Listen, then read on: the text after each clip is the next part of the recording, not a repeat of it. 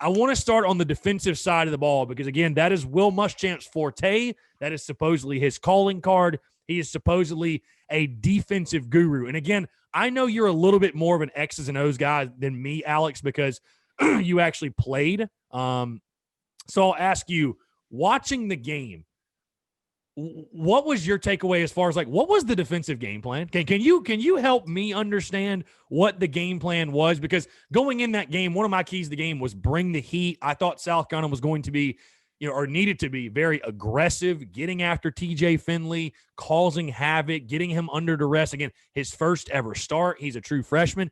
And, dude, it looked like a 7-on-7 back there. When you have a running game like he had, it's going to make it really, really easy on any quarterback. But 0 sacks, 0 quarterback hurries for the South Carolina defense. What did you see from the defense as far as like a game plan perspective? What do you think they were trying to accomplish? Honestly, I have no idea.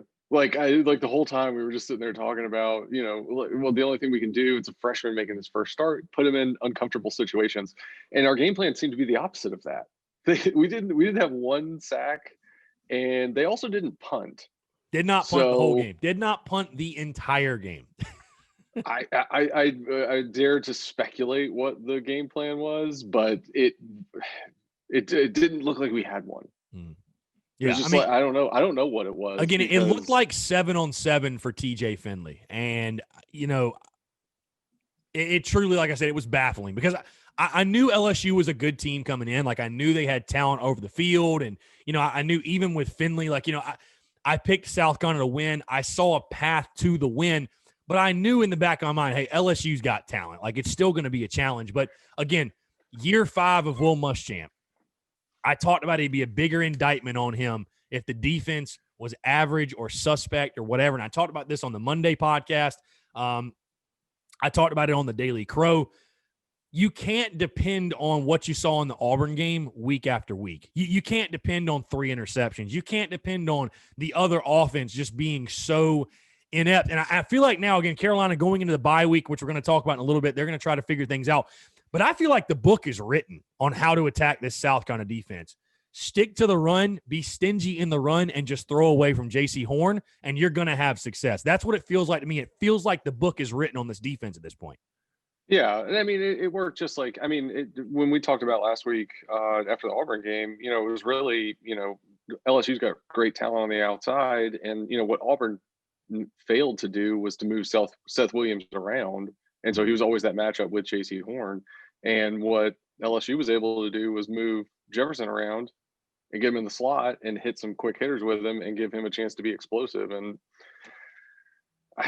yeah, so at the end of the day, that's what everybody's going to game plan on. If we can't get pressure with 4 guys, then you got to bring 5, and we didn't do any of that this weekend. So I'm as lost as you are on that. Yeah, I don't really even know how to break it down from an X's and O's standpoint, just because I have no idea what they were attempting to do. Yeah, even Ed Orgeron Sunday afternoon said that he saw South Carolina a lot of 4-man fronts, and he said he was surprised South Carolina did not bring pressure more. And I'm sitting there like, if he's saying that, like it's one thing for us to say it, but for Ed Orgeron to be saying, it's like, hey, Coach O, we're surprised too. Trust me. We all are. I want to just get your take on this, Alex, because South Carolina, for whatever, I was almost making light of it Saturday because, listen, I was I was very fired up for the game, and maybe I drank some of the Kool-Aid last week and was giving Carolina the benefit of the doubt, but I really did see a path to a win. You saw a reeling LSU team. They had their off-the-field issues. Miles Brennan was out. Their team as a whole obviously lost a ton from last year, and they've been having their struggles, whatever. I saw a path to a win.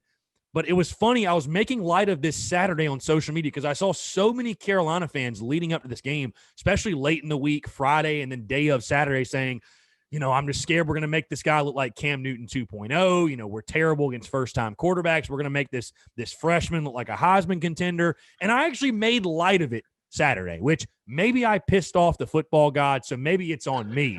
But when you go back and you look, how poorly South Carolina has done. The last 2 performances that stick out, Saturday and then Sam Howell's first game with North Carolina and what he did for the Tar Heels. Again, we're both kind of sitting here scratching our heads clueless as far as what the game plan was Saturday. I mean, do you think there's any rhyme or reason why first-time quarterbacks just have been able to shred South Carolina's defense, especially with Will Muschamp at the helm? Like, is there anything it can be attributed to? Again, I know it's a large sample, like as far as, asking you to pinpoint one or two things, but like, again, maybe I'm just trying to, because people have been asking me, and I'm like, I don't understand how you can have less success against true freshmen that are unproven, that are kind of going out there and they're puppies. They don't even know what they're doing, and yet they are shredding your defense. Like, I genuinely just do not understand how that can be a thing for Carolina football. It's really the exact same thing in both instances, and that you just got out-coached. Yeah. I mean, it was the same thing against North Carolina. You're not going to bring pressure. You're not going to change stuff up. You're going to kind of keep it relatively simple from a defensive standpoint, and that's playing right into their hands. Because as a freshman, typically they're not going to ask you to do a whole lot, so you're not going to go out there and try to outthink the room. And if you're not going to show them, or if you're not going to shift coverages, if you're not going to bring pressure from weird angles, like, you're just playing directly into their hands. You're making them comfortable. And that's what we did. We made him comfortable, and that confidence grew over the course of both of those games.